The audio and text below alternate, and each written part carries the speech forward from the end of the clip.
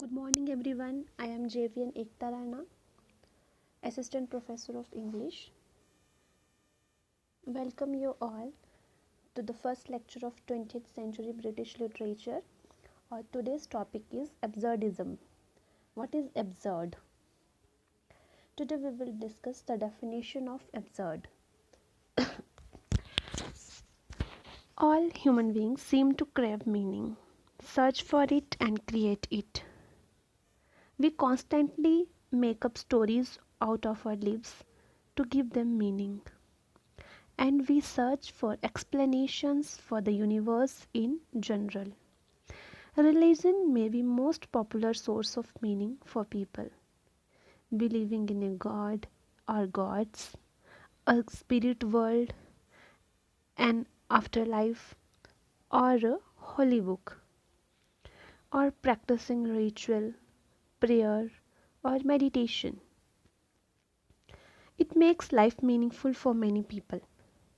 And religion is not the only possibility. People find meaning for their lives in nationalism, science, Marxism, art, and many other beliefs and practices. Absurds see all of these attempts as ultimately doomed in a sense. Not that absurdists think it's pointless to do anything, but they believe that no matter what to do, you cannot escape the absurdity of being a human being. It's not exactly the universe which is absurd in absurdism, but rather the fact that humans are innately driven to look for meaning in an ultimately meaningless universe. Whatever stories we tell to give meaning to our lives are just that, stories are fictions. This is what shows meaninglessness, absurdism. What to do?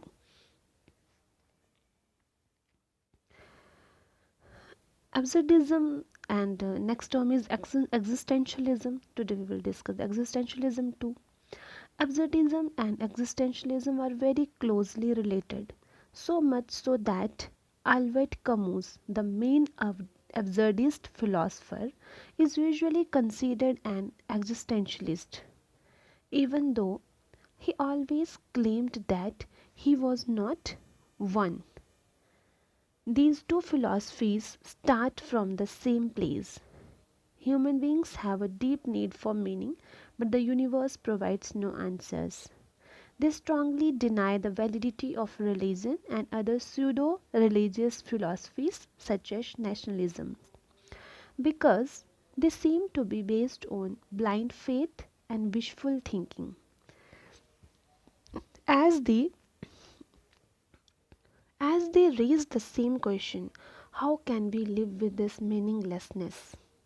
From there, however, the two philosophies go very different ways. Existentialism escapes into the idea of free will.